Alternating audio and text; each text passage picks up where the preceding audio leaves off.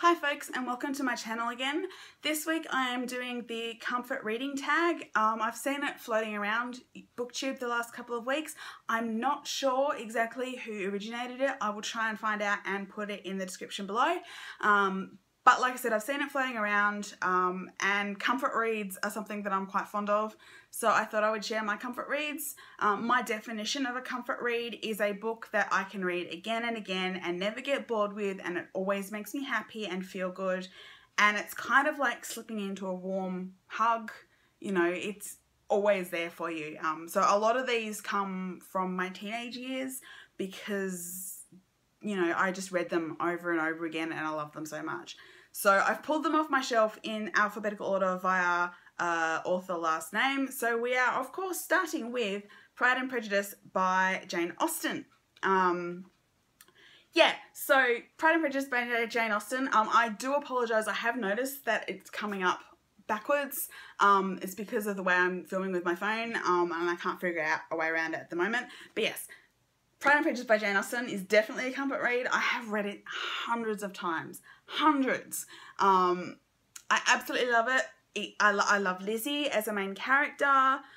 She's a hell of a lot more confident than I am, but I love her anyway. I love her relationship with her sisters, particularly Jane, and I love her relationship with Charlotte, and I love the romance. You know, it's just, you know, what every girl wants, really. Every girl wants a Mr. Darcy. Everyone wants to be able to reform someone.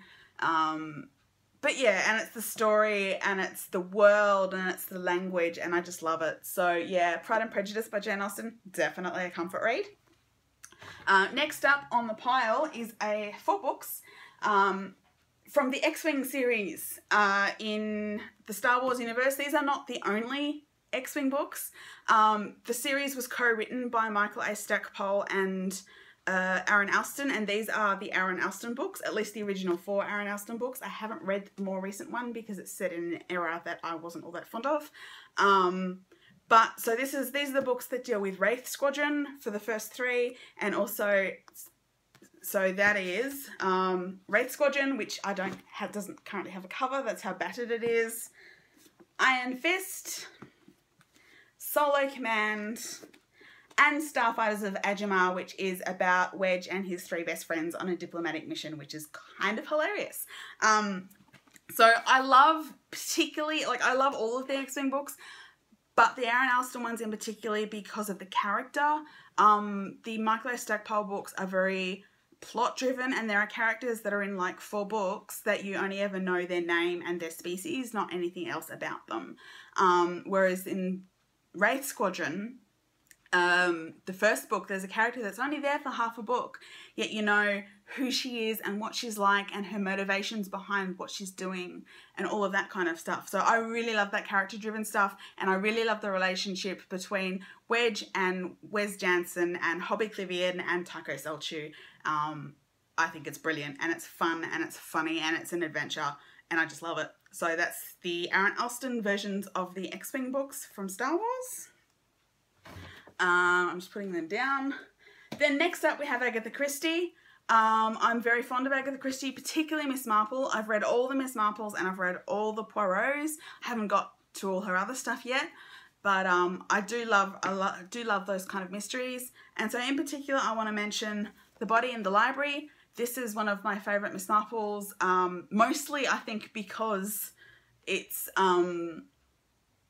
my favourite of the Geraldine McEwen adaptations, but you know, it's a fun story as well. And in this one, the Bantries wake up to find a strangled girl in their library, and Miss Marple has to figure out how she got there, who killed her, and who she is. So yeah, I love that.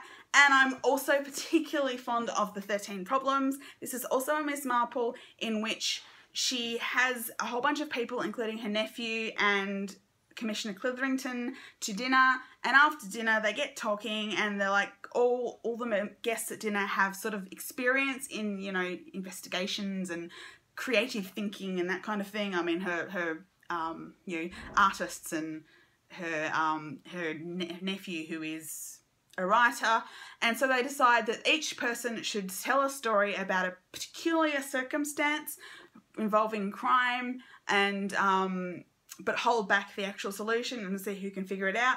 And of course, every single time Miss Marple figures it out, despite the fact that she's a fluffy old lady living in a small country village, and I love it. So yeah, you've got Agatha Christie, always a good comfort read.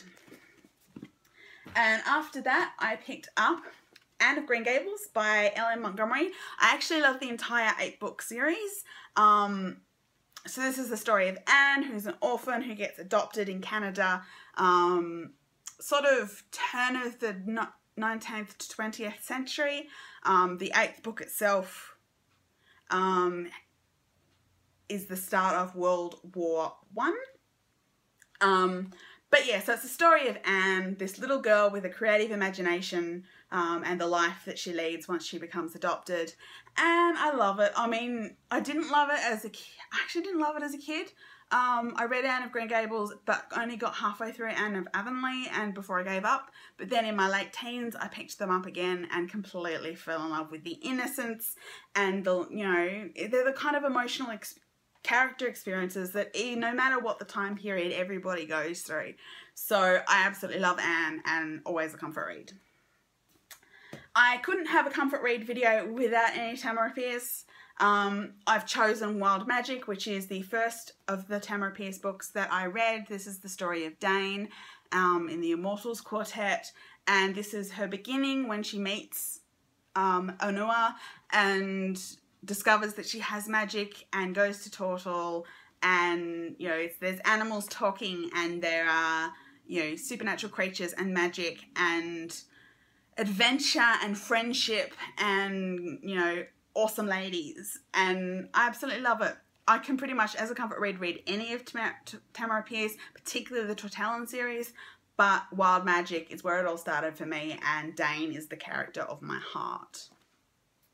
And finally, I have more Star Wars books because I spent most of my teenage years and childhood reading Star Wars books, and they are these. This is the first Star Wars books I ever read.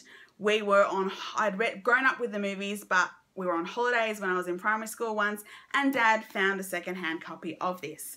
The Heir to the Empire by Timothy Zahn.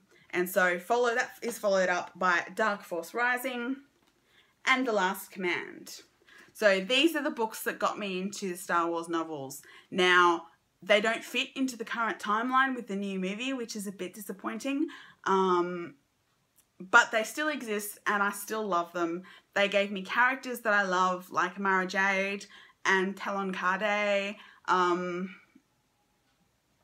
Yeah, there are smugglers and there are adventures, and basically it's set 5 years after Return of the Jedi, and the New Republic is a legitimate government, but the Empire has just found a new military commander, and all of a sudden things are starting to go wrong.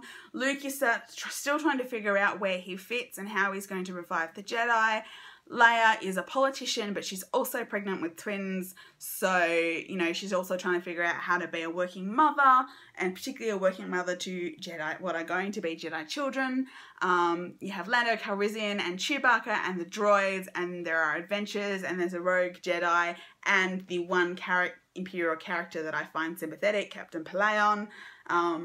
I absolutely love this series, and even if it no longer fits in canon, I will continue to read it and reread it because it is a comfort read.